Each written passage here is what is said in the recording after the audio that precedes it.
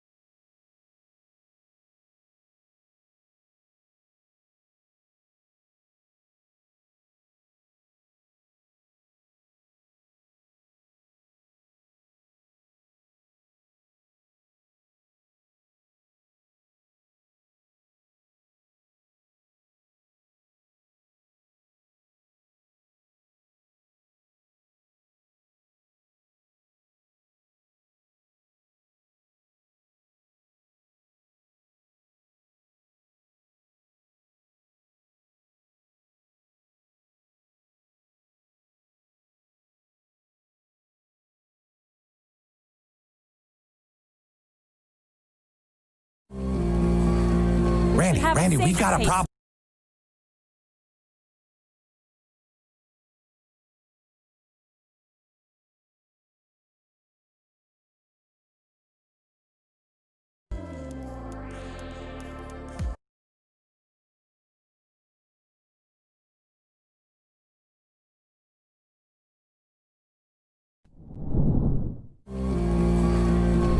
Randy, we've got a problem. What? They go. Reality's here. He's trying to crash the party. Reality? Who let him in? You're sad that people are mean? Well, I'm sorry. The world isn't one big liberal arts college campus. I don't have an agenda like I want people to do something. I need them to do something. I want them to avoid irrationality. I guess what interests me is just like what interests everybody else. It's just sort of what feels real.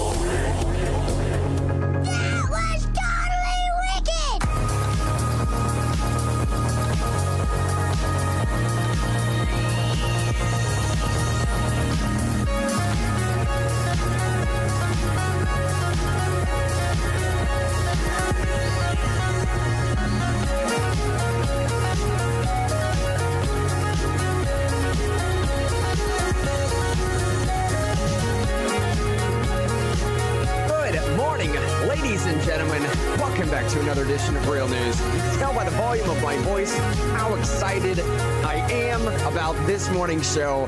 That's what that means, man. The higher you go, the more emphatic you are, the better mood that you're in. We all know that's how it is. In all sincerity, though, one of the best lessons I learned before starting to do this program, or Real News back in the day, was from my buddy Sean. They can hear you smile, man. It's a real thing, right? They can hear you when you're smiling, even if they can't see you. But on this screen is the thing that's going on right now. You can see me. My boy David Sean Thompson over there sitting to your left, right, my left, right, maybe in the top of the screen, bottom of the screen. You know, never really know where he's going to be coming in. He's, coming on different angles every single day, buddy, right? Like, it's like a ninja. Like a ninja producer in the background coming through the screen in the forefront. You never know where it's going to be. Oh, man, we got a chock show for you today. Before we get into the greatest audience in the nation appreciation, quick rundown. Permitless carry in Tennessee. Going to pick that story up here in just a second. Trump is expected to sign an executive order against Twitter, Facebook, and a few others. We'll see how that's rolling out. FISA, man, that whole vote.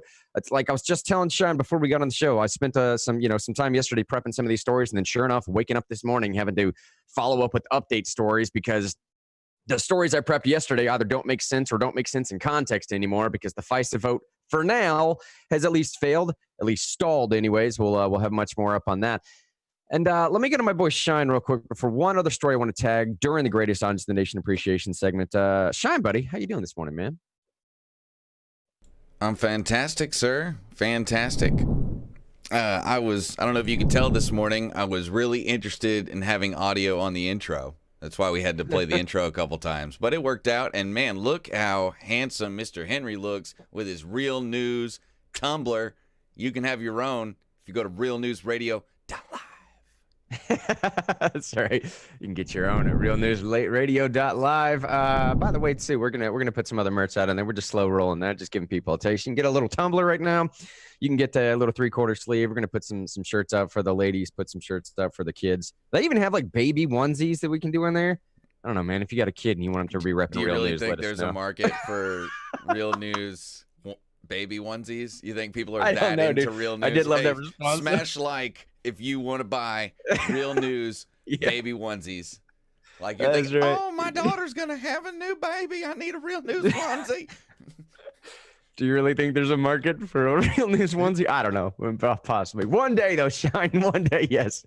There might be a market for a Real News onesie. Hey, That's awesome. Kel in Facebook says she likes the Tumblr. I'm telling you right now, Kel, you can get your own right now. That's at right. realnewsradio.live. It's got this fancy little top that goes with it as well. I just didn't put that on there because it's already too hot sitting in that tumbler.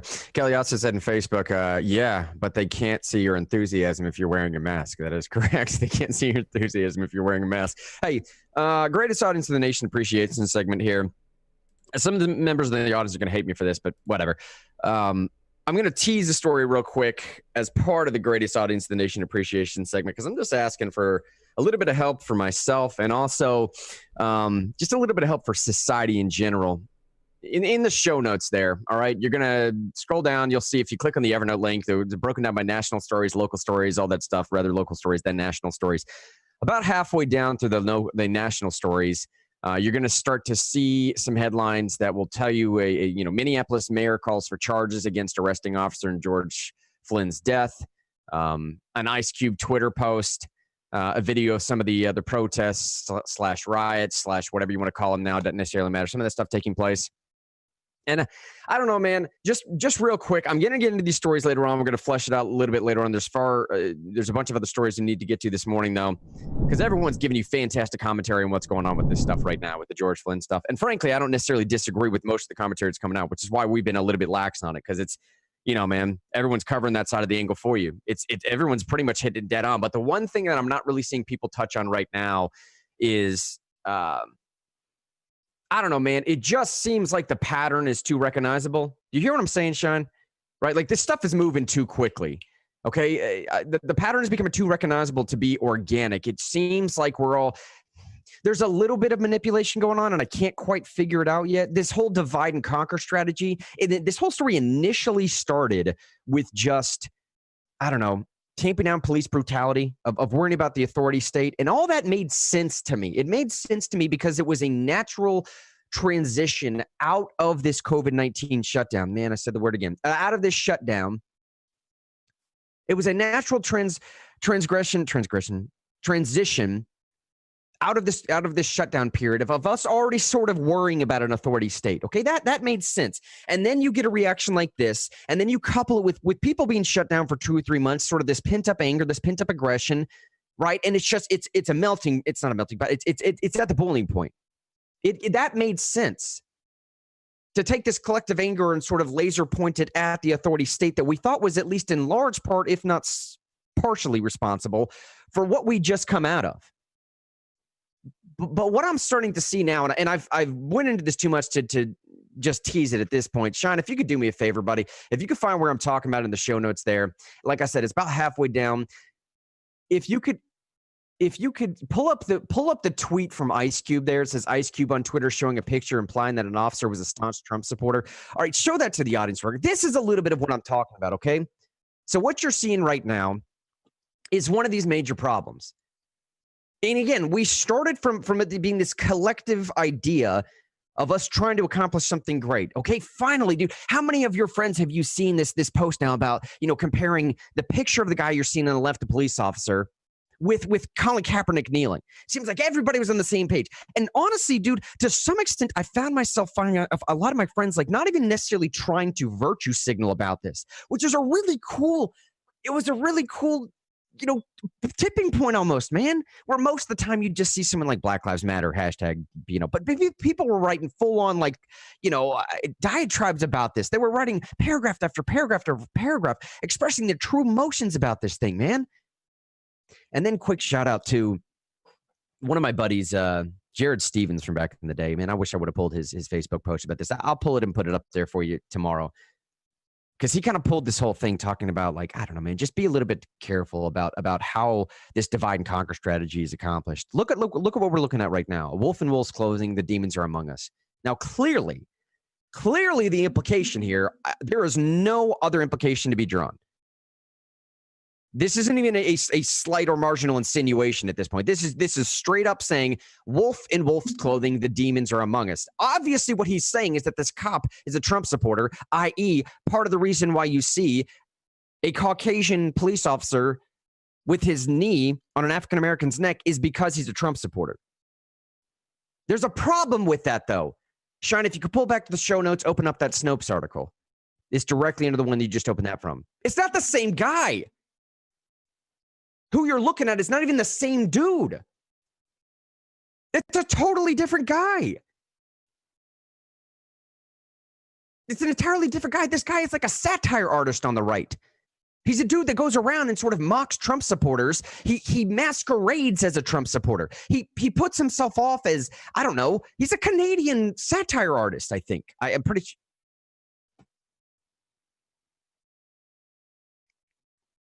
Well, look at the Snopes article that we're looking at right now. This guy's wearing a white "Make America Great Again" hat. The photograph shows Minneapolis police officer. This guy wearing a but the problem is, no, it's miscaptioned. It's not the same dude. All right. And I'm going to come back to this story right now. We want to get back into these other stories that the reason why we're the show notes that we need to get back into. But I just needed to bring this up right now to say the final appeal I'm making is that some of these comments I was reading through Ice Cube's post last night, and coupled with the fact that he still hasn't taken this down, is to show me, man, like, this is a divide and conquer thing now is what it's become. It's pitting us against us, right? It's no longer like a collective idea of the populace against the authoritative state. It's no longer an idea of tamping out police brutality. It's no longer an idea of it just being a socioeconomic status of marginalized minorities possibly. And it's not anything I can relate to anymore. It's now just about dividing ourselves against ourselves further, right? Trump supporters against Bernie supporters, or Democrats against Republicans, or it had nothing to do with that to begin with, man, nor should it have had.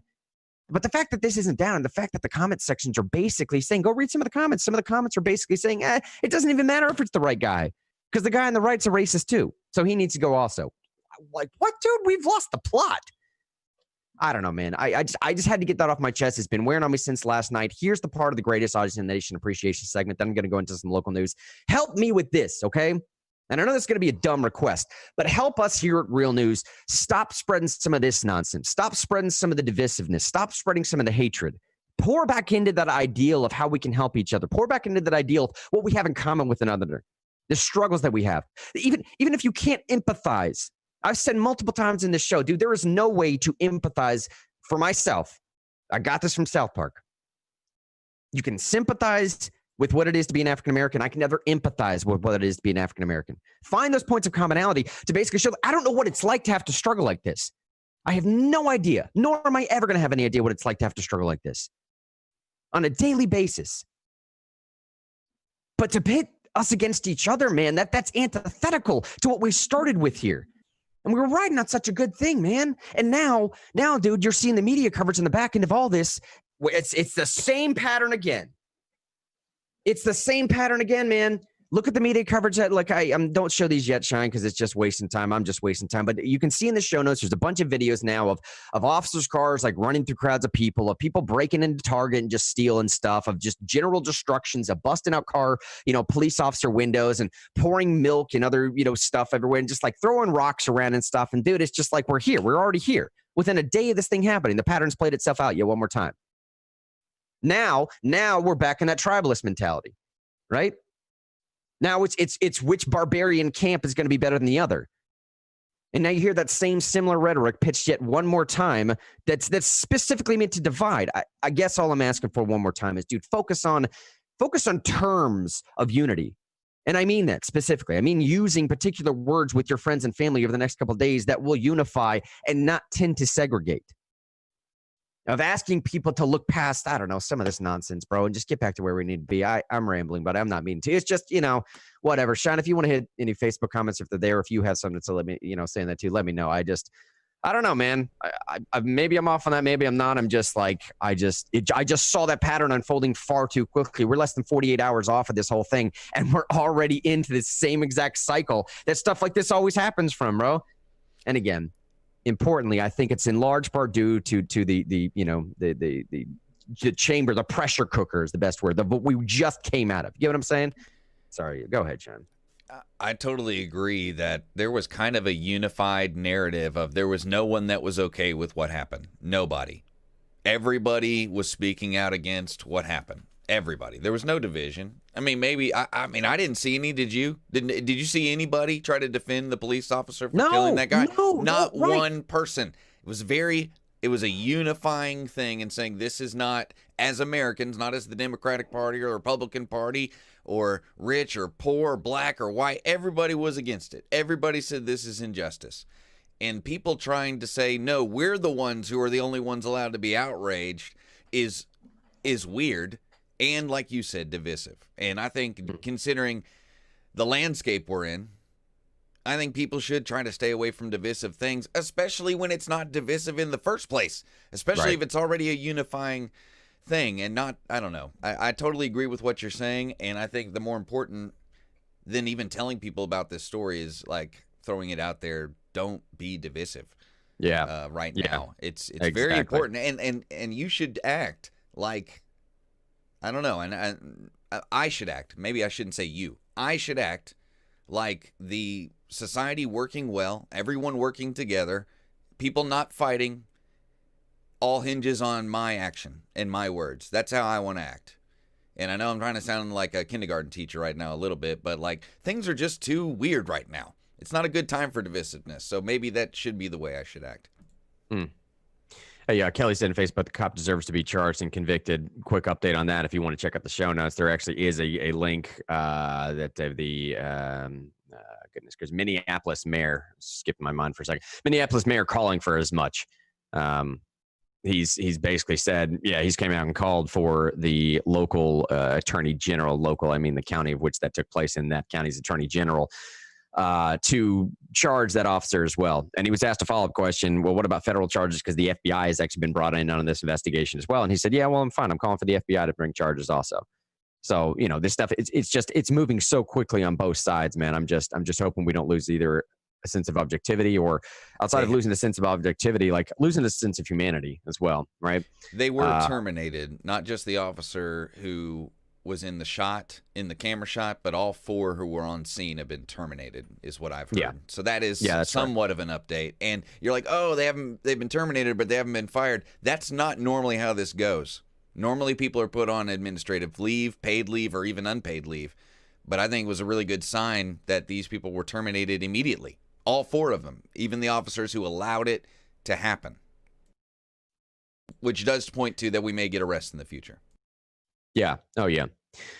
All right. So, okay. He being Joe. Yeah, I got you. I'll catch up with some of those Facebook comments in a second. Anyways, man, look. All right. So, legislatures meeting again in Tennessee. Hard transition. I know it is what it is. Legislators meeting again in Tennessee. Odd thing coming out yesterday because the House committee apparently passes permitless gun carry bill here in Tennessee. And this is obviously despite Governor Lee saying that it's not exactly a priority for him anymore. And this is a little bit odd too, because Governor Lee's come out and said that there's a couple things that aren't exactly a priority for him anymore. His heartbeat bill, which is specifically meant to be tailored towards limiting or restricting abortions up to the point of a heartbeat, which I think is about 5 to 7 weeks. Don't quote me on that. He said that wasn't a priority for him anymore, but they took that up yesterday. He's basically saying, that this permitless carry bill wasn't a priority for him anymore, but they took that up yesterday. He had 2 major criminal justice reform packages that they have not taken up. His main thing, everyone is up there supposedly only worried about stuff that's pertaining to tax and spending, which I get. I totally understand. But this bill initially backed the legislation, House Bill 2817, would allow for both open and concealed carry of handguns for people 21 and older, as well as for military members who are 18 to 20. It's an odd way to put that. Why didn't it say older than 18? Whatever. It doesn't matter. House members spent hours debating the legislation in between hearing testimony from several speakers against it and one in support of it. The bill would also increase the crime of theft. Here's the important part for me. The bill would also increase the crime of theft of a firearm from a misdemeanor to a felony, as well as mandate a 6-month incarceration sentence for the crime, up from the current 30-day requirement. Now, just so y'all know, some of the criticism I've heard from this bill is that this is sort of a bill masquerading as constitutional carry when all it really does, and that's a bad way to put it, not all it really does, but part of what it does is increase the criminality behind some of the stuff that we already have.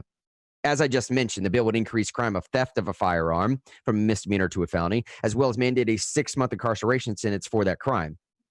Now, a lot of people can say that's a fantastic thing. That's what we need.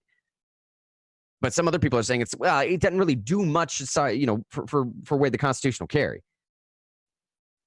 House Judiciary Committee Chairman, this is Representative Curcio, let's see, he's from Dixon area, I believe. He announced at the beginning of the meeting that the governor would not take up governor's criminal justice reform bills as well. And this bill actually passed, committee vote 16-7. It's going to go on to House Finance now. But a single Republican, Representative Martin Daniel, obviously of Knoxville, way out there with y'all, he's the only Republican that voted against the legislation. Now, he told the committee members that he did so because his district is largely opposed to the measure and supports the current handgun permit process. The current handgun permit process. Now, Lieutenant Governor McNally, Oak Ridge ways. He said that they're uninterested in the Senate in taking up any legislation at all that's unless it's directly related to coronavirus. So I'm still trying to figure this part of it out, and someone help me with here. And I know someone's gonna say, Mr. Henry, if anybody should know the answer to this question you're about to ask, it should be you, admittedly. But the question I have to ask is, if everybody in the Senate side they're shutting it down, they're going to be there for 3-4 days, they're only worried about tax and spend policy, then what in the world is the purpose of working all this stuff in the House? I don't know. Maybe there's something I'm missing here, and I'm totally willing to admit that by way of the rules and procedures. I just don't get it. It seems like if you put it in the House. A cynical stab at it, Mr. Henry? Just a slightly cynical stab. And this is not me taking a stab at anybody in particular. This is just me as someone who's watched politics for years. I think they're working on their re-election. Yes, sir. Yes, sir. I hear you. Because why do you pass things? Ask the Democratic Party. Why do you pass things you know that aren't going to pass in the upper chamber? So you can say you did something. And I'm not saying that they're that cynical about it. They probably really believe in the Second Amendment and whatever. And it's I don't know. It's one of those where either it's directly about the re-election or it's a byproduct. Because they can always say, and it's probably truthful, I was going to work regardless of what the upper chamber was going to do. Mm-hmm. That's something they can say. Also, I was trying to protect your Second Amendment, or I was working. And a lot of it is they have to run for re-election this year because it's the House. Yeah. So that's a cynical stab at it, but to me it seems the most probable. It's something that gets in the news. Hey, remember when you saw that in the news? That was me. Vote for me. Mm-hmm. And it's interesting both ways you look at this, man, because I think you're exactly right. A lot of people in the House are able to, I'm not going to call it grandstanding because that's not what it is. I think you're right when you said it a second ago, Sean, that a lot of these people genuinely believe in the legislation. In spite of knowing that it's probably not going to do anything on the Senate side, it is a way for them. If you can't campaign in the traditional sense, you can't go door knock, you can't garner funds in the way that you normally do. You can't have these massive little, soiree parties where you get a bunch of benevolent, millionaires together to donate to your cause or something. If you can't do that in the normal sense, well, you got to make some headlines somewhere. Daniel Snowden actually agrees with you in Facebook here, saying points going into an election, of course, right? Say they take turns doing things that look good without actually doing them. I hear you. But it does. Look, I'll put it this way. One way, taking up some of this legislation every now and then does put some of these legislators in a very awkward stance. The point I'm making is Governor Lee's heartbeat bill. There's an organization called FACT here in Tennessee, Family Action Council of Tennessee, that believes, and rightfully so as far as I'm concerned, that Governor Lee's heartbeat bill doesn't actually do much at all. Missouri, literally, they just passed a bill that's almost the exact same thing just about a year ago, and it got shut down. Inevitably, every single time a state has passed something that's even similar to a heartbeat bill, it gets shut down in the appellate court. FACT's approach to this, Family Action Council of Tennessee approach is, dude, if you're going to swing for the fences, swing for a grand slam. Like, go for all of it, okay? take an approach that limits it down to the 9th Amendment, getting it out of the 14th Amendment. Their basic approach is take an approach to a piece of legislation that's going to force this through to the Supreme Court, that's going to force the Supreme Court to give their power back to Tennessee. If you're going to do that, do it. Now, when I say it puts these legislators in an awkward position sometimes, because there are some legislators, that testimony was heard yesterday. There are some legislators that wanted to vote against Governor Lee's heartbeat bill for the very reasons that I just articulated, that it doesn't go far enough, that it's inevitably going to get stalled in court, that it's going to waste taxpayer money by getting stalled in court. That it essentially, at the end of the day, I don't mean to be too bad or too particular about this, but at the end of the day, man, it might look like just a moral victory alone to a few people. If that's the case, dude, then what are we doing wasting our time? There's a few legislators that agreed with that. However, the alternative bill was not allowed to be heard, or at least so we thought initially. And the idea coming out of this was, well, goodness gracious, dude, if I'm a legislator, it's a totally different thing to be stuck in an opportunity where just voting against the governor's bill, that's hard enough alone. Voting against an abortion bill is, a pro-life bill as a Republican is hard enough alone. Alternatively, if you can vote and say, well, hold on, I don't think it goes far enough. Let's support this bill over here. I don't think that one goes far enough. There's no way I'm going to have coverage to vote against a pro-life bill, right? This is what was being kicked around right before testimony yesterday as far as it pertains to that bill. Luckily, a portion of Representative Van Huss's bill was added as an amendment to give some of these representatives coverage. And that bill actually did pass through committee as well. So now we're dealing with these two flux opinions as to what's going on with abortion in the state of Tennessee. One, a slightly more practical approach as far as Governor Lee is concerned. And importantly, this is the same bill that Governor Lee tried to pass last. Well, same. Slightly different, but I can't figure out what the differences are. This is the same bill that Governor Lee tried to push through last session with no luck at all. And the people that didn't support it last time around now all of a sudden are supporting it this time. I can't figure it out. That's the heartbeat bill version. The other alternative version there, if you want to go look at it, FACT, Family Action Council of Tennessee supports this bill. I'll put some information about this later on. But their opinion is, look, man, let's push this all the way to the Supreme Court. Let's figure out what the 14th Amendment and the 9th Amendment really means. Let's kick this back to the states to decide. Let's get this said and done once and for all. And it's interesting, man, when you're talking about part of the reason why the governor isn't focusing on his own heartbeat bill, on his own criminal justice reform packages, on his own permitless carry bills, which we just spoke about a second ago, is because he's only worried about tax and spending. He's only worried about the deficits that may be coming in the state of Tennessee. We're not there yet. We're doing all right. You know who's not doing all right, though, is the governor of California. Sean, if you can go ahead and pull that up as the first story in the national story section.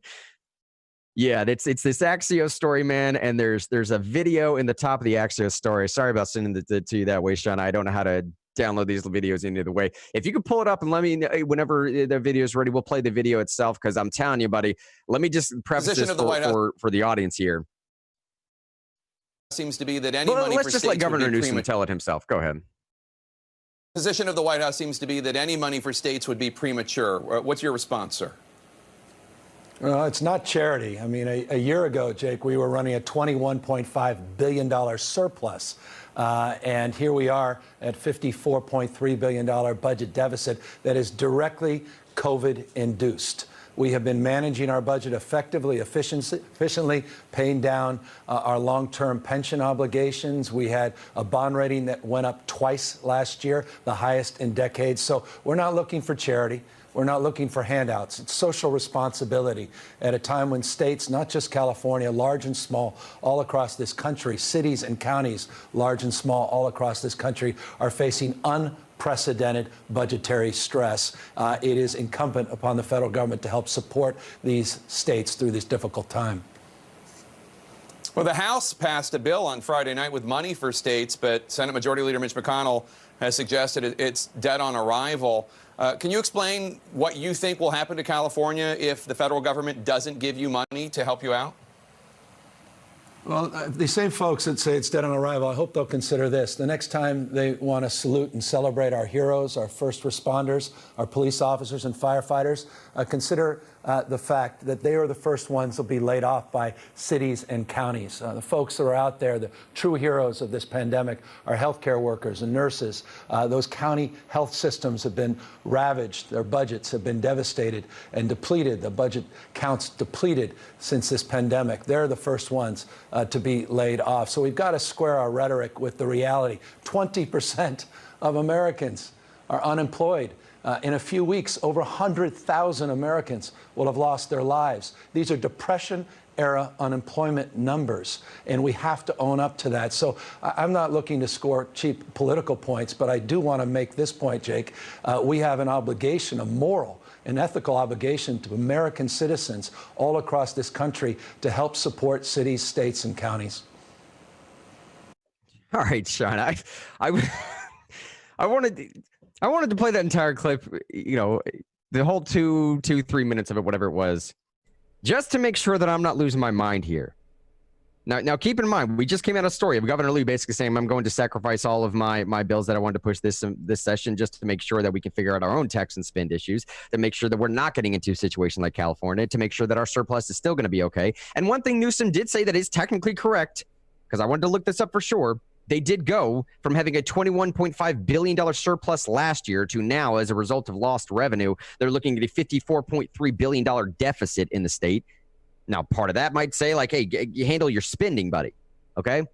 In the grand scheme of things, just as of January, Governor Newsom's proposal was about $222 billion for the state budget. So in perspective, a surplus of $21 billion doesn't look all that fantastic. At least... well, let's see. We can have conversation about that. Maybe it does. I don't know.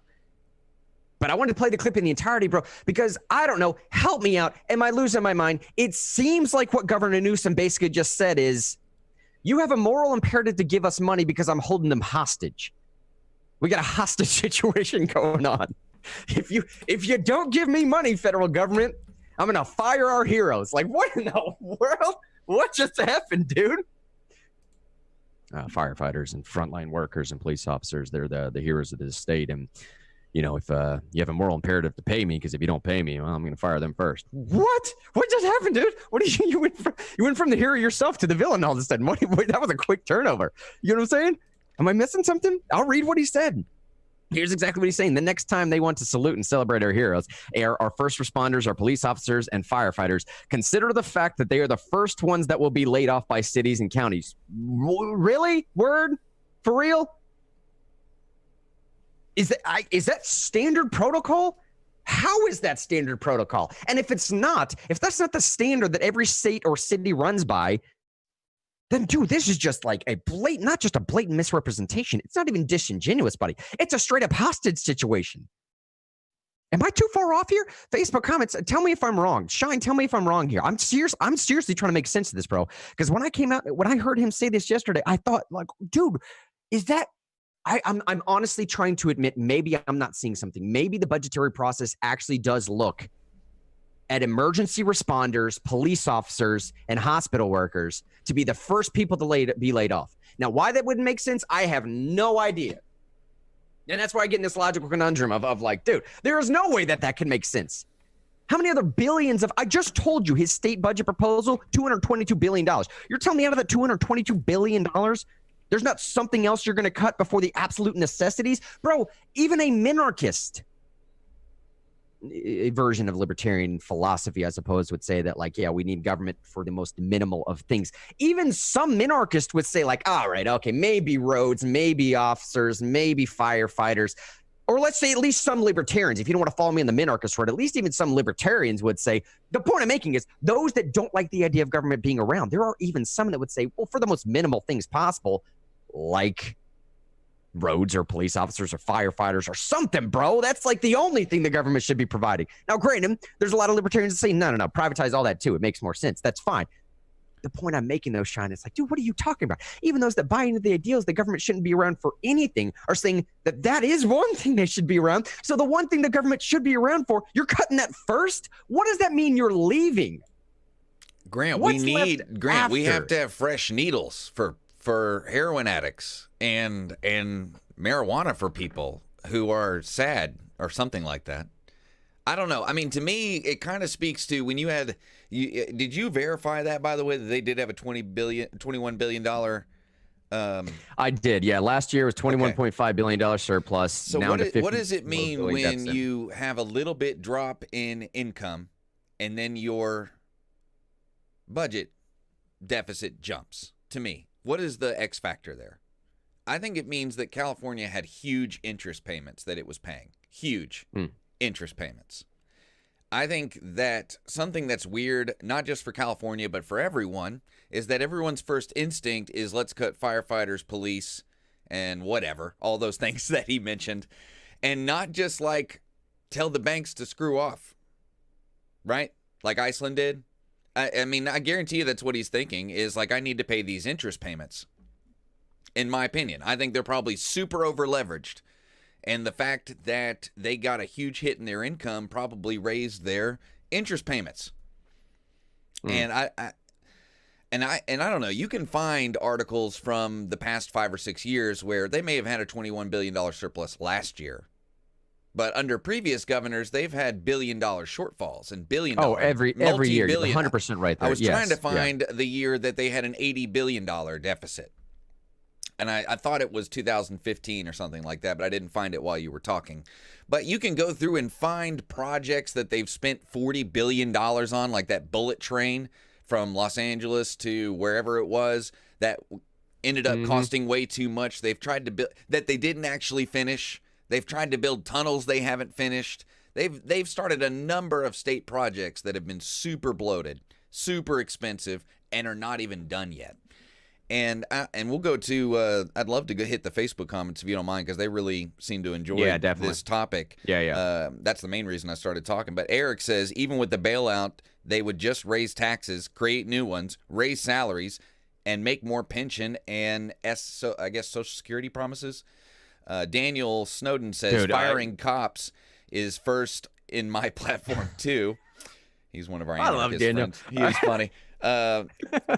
Let's see. Rachel Roz, former producer of Real News. Gotta love her. She says Grant rants. I've seen Roz, yeah. She was excited about that. Daniel Snowden makes a really good point here. Something we do in Tennessee, and when I tell people in other states that we do it, they look at me like I'm from the moon or something. Transition fire department and EMS to voluntary and subscription basis. We have, and when I tell people about volunteer fire departments in the state of Tennessee, it just blows their mind. People from like Illinois, California, New York, places like that, that it's probably been 150 years since they had a volunteer fire department or something like that. That's something that they could do. And that's something you could do without the state of California. You as a county government or even a municipality could start, or even just a community, an unincorporated community could start a nonprofit that's actually a volunteer fire department. It's not a bad idea. We do it. Seems to work really well. In fact, there's major parts of the Knoxville metro area that are not covered by a fire department, like a government fire department. They're volunteer fire departments. Let's see. Kell says this is a bad idea. The people just went crazy on this. Firefighters, police, etc. have huge pension obligations. That's from Daniel Snowden. That's a great point right there, right? It goes on and on. Kell says we need the first responders. And to me, it's disingenuous. And I think that's kind of what you were hinting at when you were talking about why surely there's something else. I think it's disingenuous to say you're not going to get state government services if we don't get a federal bailout. That's crazy. Right. I mean, the first thing Gavin Newsom should do, even as a virtue signal, is say, I'm donating my salary to the state budget. That would at least give him the moral clout. I mean, he's sitting here trying to pull some kind of moral, it's the state, it's the federal government, it's incumbent upon them. We have depression level economics, blah, blah, blah. He's acting like a preacher right now. He's trying to, he's calling the federal government to the altar for redemption right now. That level of morality. If he's going to be that way, then do like Trump did. Trump offered his salary a few months ago, and he does all the time, and it's a great little virtue signal thing, and it gives you that moral clout to make hard decisions. I feel like that's something he should do. Maybe he should get his whole California cabinet to do it. Then people might think, wow, maybe these people are serious, but I don't think anyone thinks the governor of California is serious right now when he says, if we don't get a federal bailout, you don't get state government services. I will say this, the cynic inside me might say, I don't know. You're basically creating, the cynic inside me might say that this is just government being government. This is just run-of-the-mill stuff. This isn't anything new. Mr. Henry, maybe you don't need to be so over-exaggerated or too bombastic about this right now because, I mean, think about it this way, man. All you're really saying is that government is creating a problem that they are then positing the solution for. And then they end up looking like the savior in the back end. So Governor Newsom is basically coming out and saying, like, hey, you don't have a moral imperative to pay the state of California because I am creating a problem by which if you don't pay me, I'm going to fire our first responders, right? It's the ethically correct thing to do to save the hostages, to save the hostages here because I've created the hostage situation.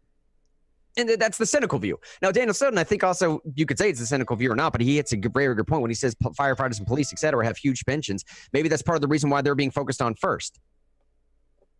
Maybe that's what Gavin Newsom is saying. Maybe he's basically saying, like, look, you don't understand how sizable of a portion of the $222 billion state budget those individuals are. He also said a second ago that, cops can retire after 20 years and receive retirement for 50 years. Sorry, retire after 20 years and receive retirement retire after 20 years and receive retirement for 50 years. There's a lot of money wrapped up in those pension plans. Maybe that's what Newsom's pointing at. Stacey said something fantastic here a second ago saying, we are the volunteer state, little smiley face emoji. That's what I'm talking about. Yeah, we are the volunteer state. And here's another angle to think about here, son. Newsom's going to have to run for re-election. Everybody realizes this. I'm not sure how much Newsom's going to think he's going to be able to use Twitter or Facebook or whatever else to be able to push his grassroots operations anymore because we all know this little story that's been developing. Pause real quick. Follow us, by the way, if you need to, Real News Radio on realnewsradio.live. That's where you're going to follow all the stuff that we have. You can follow our Facebook, our YouTube. You can get the show notes there, everything else. In the show notes, you're going to find a little bit down updates on this Twitter story coming from Trump. If you don't know, real quick recap. Trump tweeted out a bunch of stuff about, election fraud, about ballot harvesting, about how that's going to create a major problem. Twitter apparently had a problem with that, so they issued on 2 different tweets of his this little disclaimer. It was like a little blue exclamation point that said, like, oh, that's not exactly true. By the way, here's the real CNN said this and Washington Post said this. So that means Trump's wrong. Importantly, real quick, Shine did show me something yesterday. Breitbart did some reporting on this, the thing that Twitter didn't disclose. And Shine, I'm missing a little bit of the details here, so jump in whenever you need to let me know. The little bit of the details that I'm missing is that Breitbart indicates that Twitter is actually working with some ballot harvesting companies, or at least working with some companies that are trying to, I don't know, say, no, it's not in the notes. Sorry about that. I was just bringing it up from the top of my head. But anyways, suffice to say that Twitter is actually working actively with some companies that are also trying to push mail-in ballots. It's a nice little wrinkle in the story that they just failed to disclose, which is going to lend some bias to that. Update to where we are now, though. Trump did say yesterday, hey, man, if you keep pushing my buttons, because I basically won the election on my Twitter campaign alone. If you keep pushing my buttons, I'm going to do something back to you. So now we have the headline update from CNBC right now. If you're following along with the show notes at home there, it's directly underneath the national stories right after that Governor Newsom story. Trump's now expected to sign an executive order that's aimed at cracking down on Facebook and Twitter, these new reports are saying. President Trump's plans to sign this executive order on Thursday, cracking down on online platforms such as Facebook, Google, and Twitter. And this is according to media reports. I don't know exactly what that means, but whatever. This is days, obviously, after Twitter did the fact check, and we just ran through.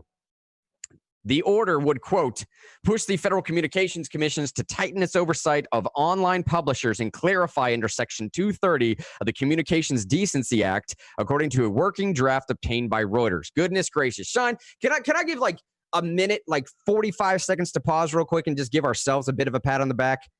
Sean and I were talking yesterday, be like, we've been out of our game a little bit, man. Are we still up on our political punditry? Can we still do the predicting stuff right? Are we still getting the analysis right? Are we still able to hit those 3rd, 4th, 5th level analysis and do it properly? Man, there's a reason why we're focusing on Section 230 for the last 3 days. There's a reason why we're focusing on the difference between a platform and a publisher for the last 2 days. Because look, man, this is exactly what Trump's doing now.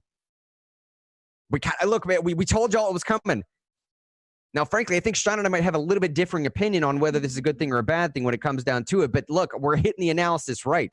We're letting you know ahead of time. There's a reason why Google is afraid of being deemed a monopoly. There's a reason why people at DOJ have been constantly floating this idea of breaking up Facebook, Twitter, and Google, and possibly even Amazon to some extent.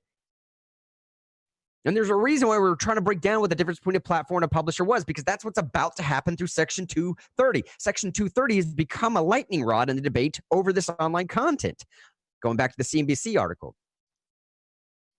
Online publishers have defended the statute as necessary to allow them to scale, while the detractors have argued it gives companies like Twitter a way to sidestep regulations imposed on traditional publishers despite the crucial role they play in disseminating news. Now, that is a very interesting angle there. The role they play in disseminating news? Like, are they publishers or are they platforms, bro? Because does Twitter have a role to play in disseminating news? The immediate answer should be no. And I say that because if you look at it in the sense of what a platform is, Twitter should have no role to play in dissemination of news information. The individual should. In this perfect utopian hypothetical of Twitter doing the right thing.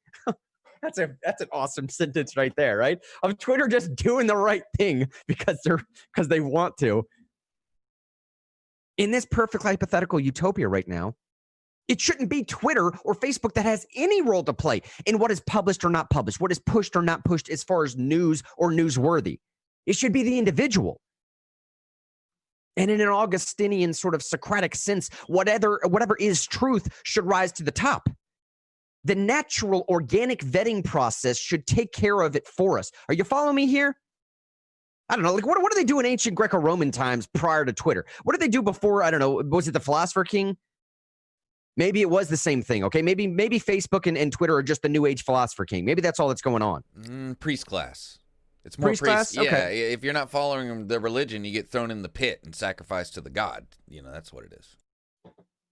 Some small part of me, man, wants to say, like, ultimately speaking, if Twitter and Facebook are a true platform, and this is what I mean by that, they should have no say-so over what is published and what's not published on their sites. That's the definition of a platform.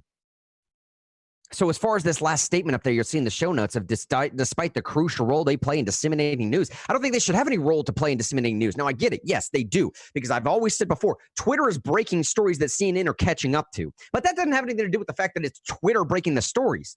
It just has to do the avenue by which those stories are leaked. I can't go to CNN and ask them to publish. Like, if I want to tweet something, I can do it right now. If something is happening, look at these protests. If these protests are happening right now, I go outside with my little smartphone and I start filming. Instantaneously, that uploads to Twitter, and all of a sudden, it's a story. The necessary lag or the lack of latency or the latency itself from me trying to push that through a CNN. What does CNN have to do? They have to get a film crew out there. If they have to get in a van, they have to drive down to where it is. They have to get the journalists all mic'd up and everything else. They have to go live. They have to record it. They have to push it back to an editing room. They have to cut it up, and then they have to put it on the 6 o'clock news. Right? That's not Twitter disseminating news information. That's us doing it because there's a platform to put it on, because it is a platform. CNN, alternatively, is a publisher because they are held liable for what they push out there. Twitter's not held liable for what I push out there. If, however, they start operating like a CNN and they start saying what is and is not news, now all of a sudden you see where the problem starts coming in. So Trump is saying, look, man, we're going to hold you accountable to this Section 230. And overnight, when Trump issues this, Twitter stock drops by like 5 to 7%. Now, that may not seem like a lot, 5% in a stock drop. It may not drop that much. Sorry, Sean, I missed you. Go ahead. What'd you say? Oh, I was just saying, let's throw in some comments real quick before we get into the more of the meat of it. I want to say hello to Stacy Kilgore, who joined the stream. Stacy says, if anything, there should be more fact-checking on both sides, not less, especially for our politicians. Yes. We have become accepting of lies, half-truths, and politics. And real quick, I think this is a really important thing. I think some people have a totally fair critique of our system that politicians lie. And we know they're lying. Now, there's people who get more credit for that than others, but I think generally we know that politicians and corporations lie to us all the time. And you know what? Somebody should do something about that. Somebody should. And maybe it's us doing things like we're doing right now, like you commenting in this stream, me and Grant doing a show. We're the ones who should call people out. But when you say there should be an authority over our elected authorities, right? The people we collectively argue about who should be in charge, an authority over them, deciding what their speech is. That sounds great if it's like God or angels or some kind of robot or something like that, but it's probably going to be humans, right? So you got to ask yourself, you're wanting an authority over the people that we collectively vote on, right? That should be the highest authority because it's all coming from us, but you want an authority over that. And you have to ask yourself the question, that sounds great in theory, but who would be the authority? You got to think about that. Humans. And humans have political opinions. Humans can be jerks on some days and nice on other days. Humans can be convinced by other people about stuff. And here's the deal. You're asking for an authority that we didn't vote on. You're asking for an authority that you wouldn't even know who they were, censoring your politician's speech. And here's the deal. I don't think politicians should lie, but they're allowed to. And we're allowed to fire them because of it. And if we're telling them they can censor these politicians and be an authority over them, then of course they're going to be an authority over us. Right? And our speech. We should be the ones. Not Twitter's executive board, legal board, or Facebook's or YouTube. We should be the ones calling out our politicians for lying. Because if we give it to some secret board, we don't know who those people are. We didn't elect them, right? We don't know who they are. We can't hold them accountable if they're censoring in a way that we disagree with. But we can control ourselves. And I always just want to warn people about asking for authority and not thinking about the long-term consequences. You get what I'm saying, Grant? Yeah, oh yeah. I want to go back to what Stacey said too. If anything, there should be more fact checking on both sides, not less. Yes, absolutely. Especially for our politicians. Agreed. We have become too accepting of lies and half truths in our politics. And Stacey's exactly correct there. We become too accepting of lies and half truths, and it's like, goodness gracious, man, it's so frustrating because how do you even know what is a lie anymore? How do you even know what a half truth is anymore? And I'm still going back to, if you really want to know what my opinion on this thing is, I don't like Trump doing it, man. I know that's an unpopular opinion for this morning. It's probably an unpopular opinion for this room, for real news in general. I just don't like it anymore. I don't like Trump doing it any more than I would like any other person in the executive branch doing something like this. And yes, it's a little bit, in part, it's a small little bit part because it's just like the basic precept of I don't want the government messing around and becoming entangled in private in industry. Yes, that's a little bit. It also is a little bit of the distinction between, Facebook, Google, and Twitter. They are not government entities. And as far as the First Amendment is concerned, it's not applicable to them. Right? The First Amendment protection is only protecting you from the government doing something against you. And I hesitate a little bit here because I do understand the other side of the argument, right? The other side of the argument is supposed to always be that it's protecting you from government action because government has enforcement mechanisms. I'll put it this way. If I print something about Shine again that's liable, that he committed some crime that he didn't commit, if it harms his reputation, and let's say I have malicious intent for doing so, if he goes out of business for it or something, people stop coming to his shop because they think he did something wrong. You jerk. Well, Shine can sue me. Shine can sue me for that, okay? And now the government is able to take action against me to enforce a judgment against me where I have to pay up for, I don't know, some type of damages I've caused to Shine. In some sense, that's what it's protecting you against is government action because there's teeth there. They can make you do things. They can, I don't know, enact some type of consequences on you. Here's what I'm saying. I do understand the other side of the argument. Look what happened to this lady the other day in Central Park. She called the cops on an African-American guy because she was being a bit of a Karen. And she lost her job. They took her dog away. To say that there's not consequences for what you do on Twitter or Facebook is absurd to say that. Of course there's consequences, but the difference there is, man, is that it's consequences of the collective. Now, again, is that collective, is it different if it's a bunch of people doing it as opposed to just calling it a government? Is that just semantic? Are you following me here? Right? Is it different if, the mass hordes on Twitter make enough of a stink about it and 35 million people see a video and all of a sudden you get fired at your job? Is that substantively any different than the government suing you for something? Some might say, I would rather pay a $7,500 fine to Shine because I defamed him than lose a job that's paying me 60, 70, 80 grand a year, whatever it might have been. I don't even know what that lady had as a job. But fundamentally, when it gets down to it, I just don't like the idea because it's Trump today, but it's someone totally different tomorrow. And I'm going to stick to, as much as I possibly can, this basic notion of, dude, just let Twitter fail. Just let Facebook fail. I just don't like the idea of giving this power and this control to anybody other than myself. And frankly speaking, I don't like the idea of thinking at all that Twitter or Facebook is too big to fail. How much did conservatives hate that rhetoric? Now, it's a bad analogy, but follow me for a second. How much did conservatives hate that same rhetoric when we were talking about the 2008-2009 housing crisis, and some companies were just too big to fail? If we don't have any capital left in a system of capitalism, the whole system collapses on itself. So therefore, we have to bail out all these terrible banks, all of these nonsense folks that did these mortgage-backed securities and then shucked them off to people who, I don't know, thought that they were going to be reliable. Clearly they weren't, but apparently they were too big to fail. Now, what I'm saying on the other end is it true that because Google has an essential monopoly on the algorithm, which they do, nobody's using Bing. Nobody's using Bing. Nobody's using DuckDuckGo. And if you don't like it. You have to admit that you don't like it. It's not nearly as good as Google. But just because Google has a better product, does that necessarily mean that they're too big to fail? Just because everyone's using Twitter right now, does that necessarily mean that there couldn't be an alternative? Just because Facebook has 3.5 billion people, is that the same thing as them being too big to fail? And I say that as an analogy because if they are too big to fail, maybe they have a sense of a monopoly and maybe it justifies government action. But I'm just not there yet. And I'm willing to take criticism for being wrong in this from anybody that might disagree. And I think it'd be healthy conversation to go down this road. Because what Trump's saying is not incorrect. That is to say, Trump is right. They are shutting down conservative thought. If Jack Dorsey wanted to roll this project out, hit up, I don't know, bro. He knew the response he was going to get from Trump. How in the world do you start with the president of the United States if there's not a clear bias behind that, man? So I heard you jumping in there, Sean. Go ahead, though. I agree with everything you're saying. Like, I totally agree on the when it comes to non-elected officials and just regular people, it probably is the best thing to do to let them fail. But when Twitter starts censoring our elected politicians, that's what I'm saying. Okay? They're censoring our elected politicians. Like, the best example is what happened yesterday. We talked about it. Twitter fact-checked a thing that had not happened yet. That's dishonest. It's also stupid.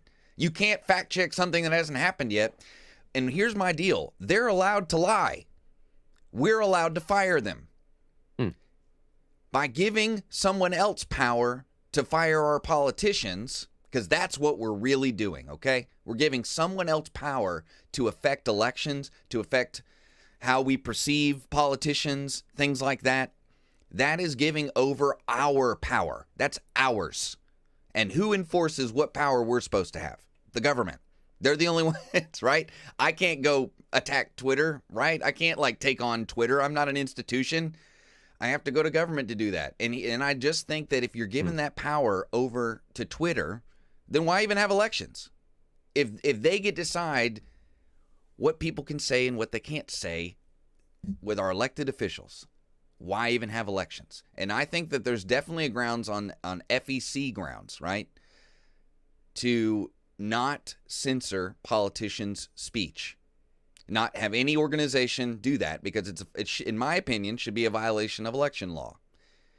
I mean, and it's so weird, right? Because what if WBIR is doing a local election thing with two candidates, and then they choose which clip to play, right? That's curating. But they're publishers. You're right there. They can do that because they're publishers. Because they're publishers. Exactly. And there's law for that. There's court precedent for that. There's ways to figure that out.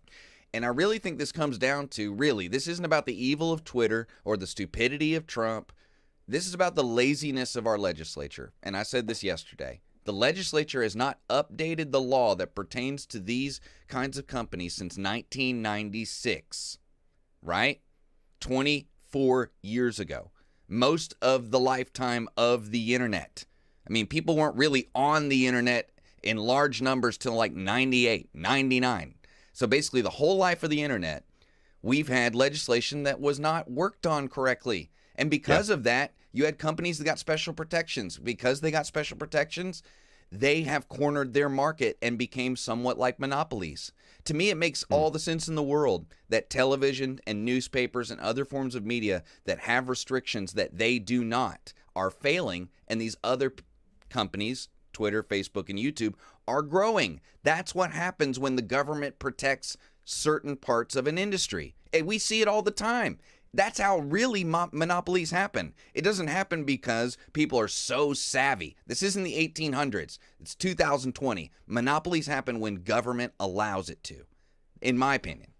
And I've been rambling. I'm sorry about that. No, and you see why I'm so conflicted with this, because everything that Jashawn just said is dead on accurate as well.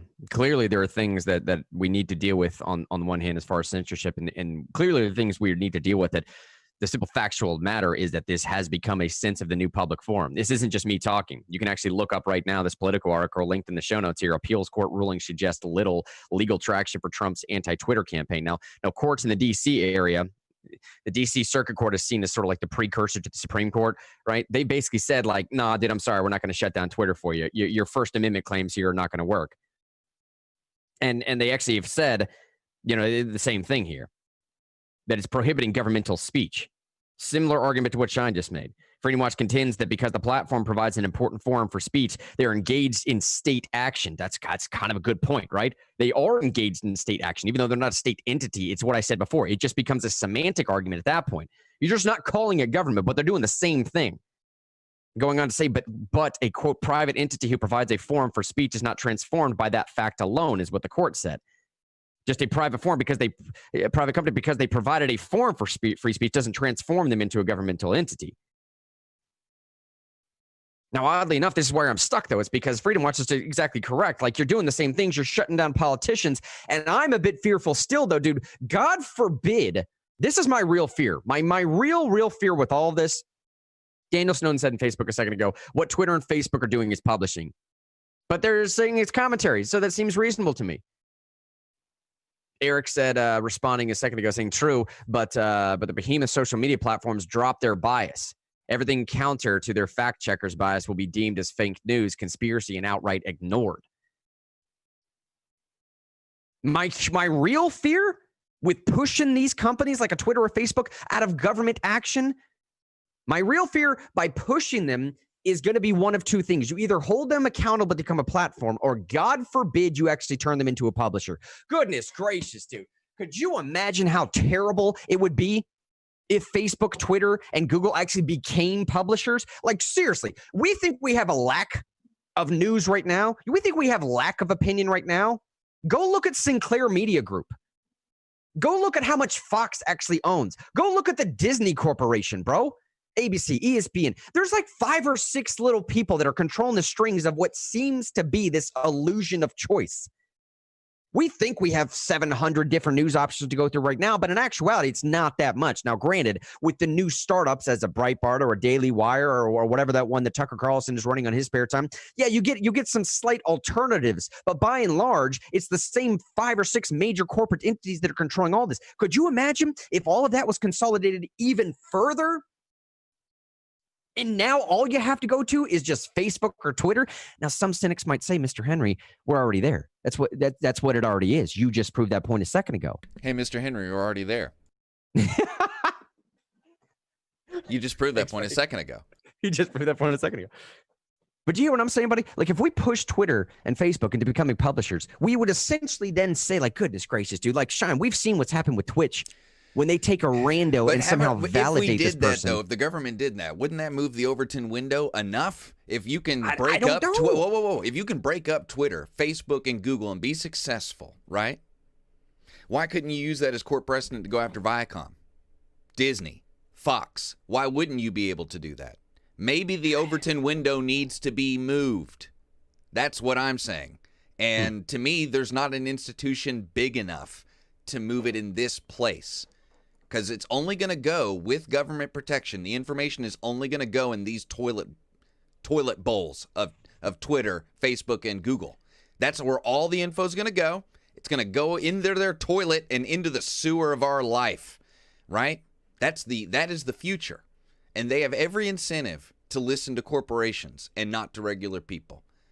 But aren't you afraid of the possibility of taking someone like a Twitter or Facebook? Okay, what's the average readership of a New York Times? What's the average I'm not afraid of the Fox possibility News? of the legislature doing its business, doing what it's supposed to do.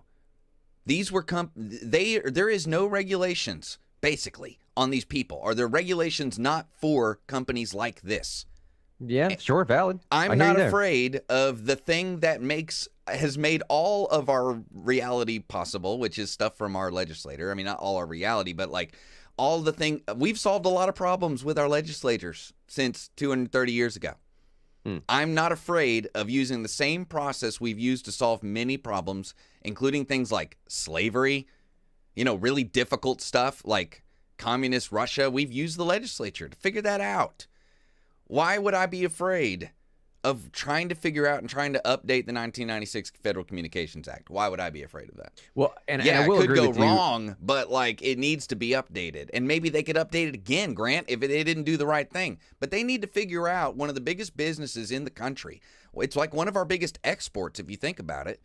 They need to figure out what they need to do to make it run the best. I don't know. And I know I sound like this big government guy right now, but I'm more afraid of what these companies can do than what the government can do. Because I've already seen these companies have as much influence as our government. I've already seen them do that. Yeah. So, to be fair to that point, though, I will. You were completely correct when you say that. Like, don't anyone be. It's already 10:07, man. This show's just flowing by. Don't everyone be so disillusioned to think that what Sean said is not completely true. I mean, dude, Amazon is basically the go-to spot for the CIA's cloud computing storage, or that's not cloud storage. Okay. I mean, there's people that I know personally, dare I say family members, that's what they do is sort of like guard those facilities. Right?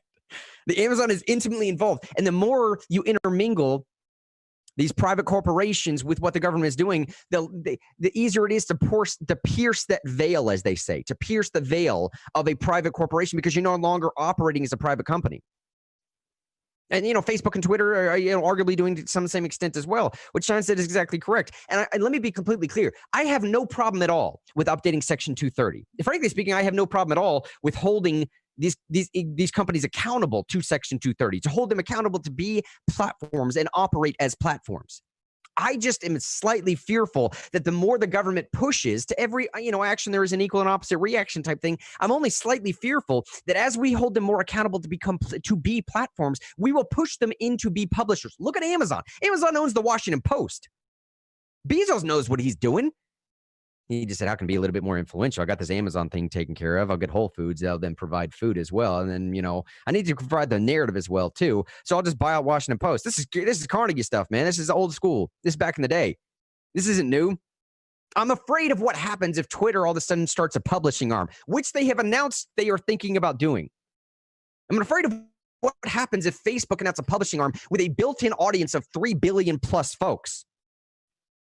I just don't like the further consolidation because the further consolidation means more and more control. And I feel like the government might have pushed it into that. I will say importantly, though, yeah, at the end of the day, Sean, you're correct. There is no problem at all with holding private companies accountable to the laws that are already in the books. Section 230 of the Communications Decency Act strictly says if you are going to censor, it must be done across the board.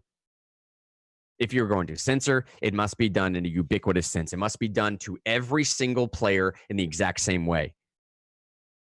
If you are selecting people out due to a specific worldview, a specific ideology, a specific political stance, a specific religious stance, which is exactly what's happening, then you're no longer operating as a platform and you do not deserve the immunities that come along with that platform. And I think that's all that Trump's saying. We got to end the show here, man. One thing I did want to make a quick note of, though, we just didn't have time to get to it today. I'm only making a note of this now because I feel like it will be a dead story by the end of this week. Trump, dude, man, he has said, I can't follow this story. He said that he's going to veto any FISA renewal, which makes sense for Trump because it was the FISA court that almost took this guy out. It was the FISA court and the abuse, and I'm not even going to say abuse, dude. I'm talking like pure on treason. I'm just there now. That's where I'm at. From the stuff what's been revealed so far, we're talking full-on treason, which is kind of a charge I would like to see. That's what happened. So when Trump says he's going to veto anything with renewing this FISA court, that's his motivation. What I find slightly odd, though, is that his two boys sitting up there, Attorney General William Barr and Assistant Attorney General Stephen Boyd, they're on board with him, but for totally different reasons.